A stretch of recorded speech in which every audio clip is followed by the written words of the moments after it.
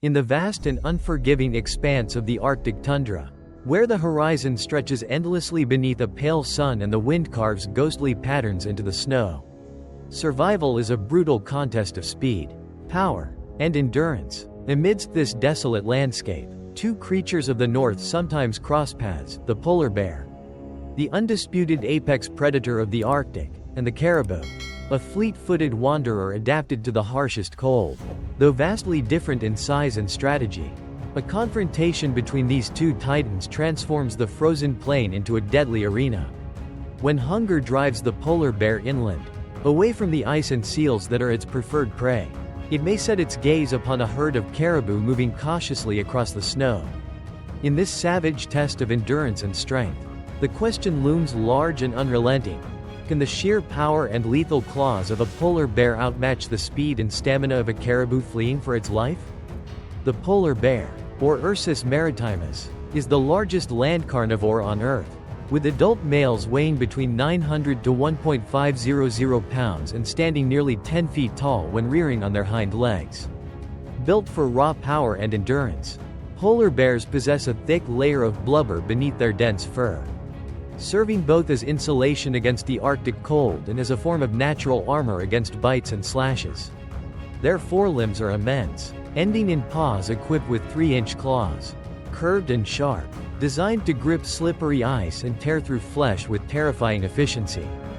These claws, honed for disemboweling seals, can deliver slashing strikes powerful enough to break skulls and crack bones.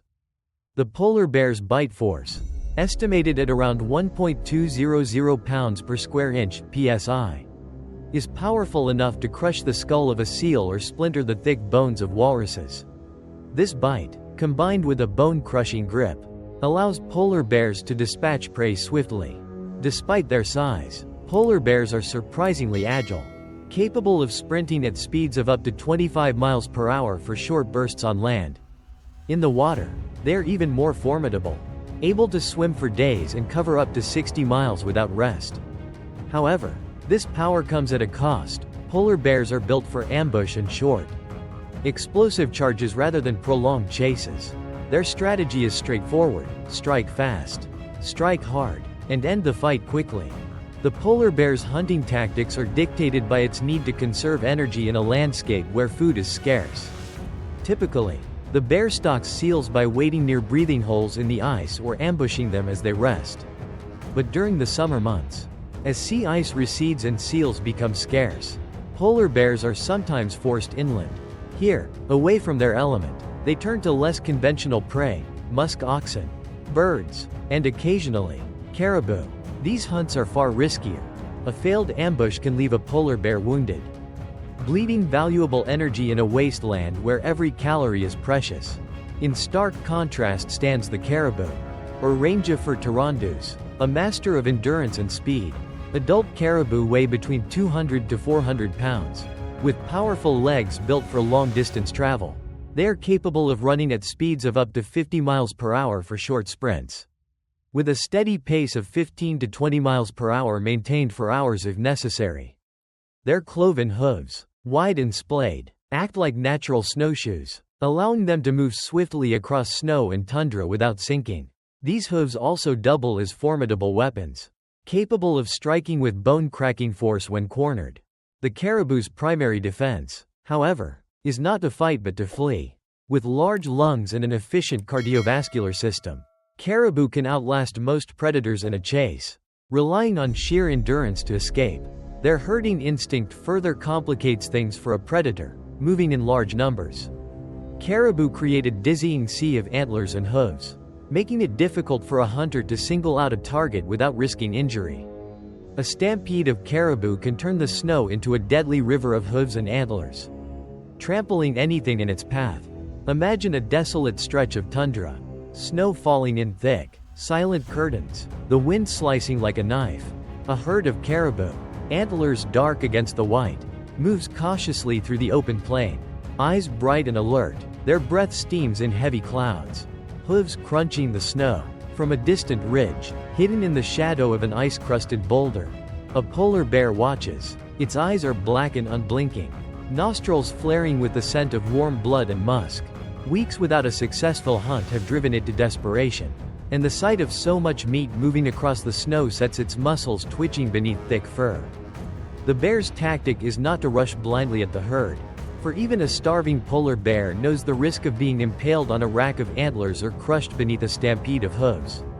Instead, it begins to circle, massive paws making no sound on the snow. Head low, eyes fixed, it watches for a sign of weakness, a calf lagging behind. An old bull limping at the rear. The wind shifts, carrying the bear's scent to the herd.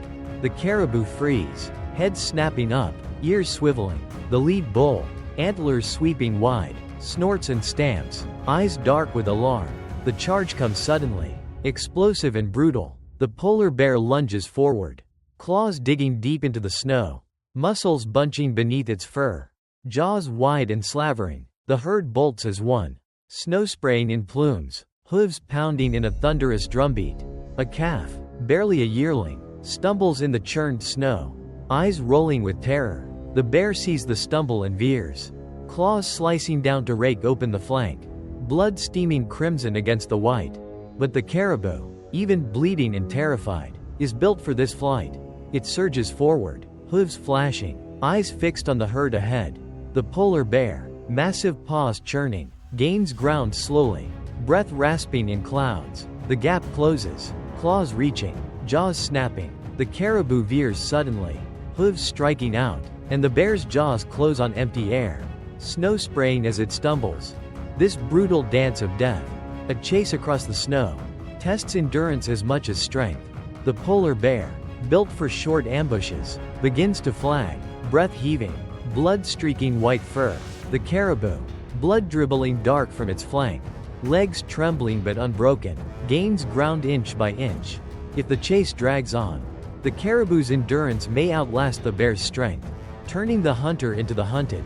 In the end, the outcome of this savage battle hinges on a single truth: speed. As long as the caribou can keep moving, hooves flashing, legs pumping, it might leave the bear panting and bleeding in the snow. But if the bear closes the gap, if those lethal claws find purchase, the caribou's speed will mean nothing in the jaws of the Ice King. In a land where the sun is a pale ghost on the horizon and every breath might be your last, even the mightiest predators must fight tooth and claw for survival.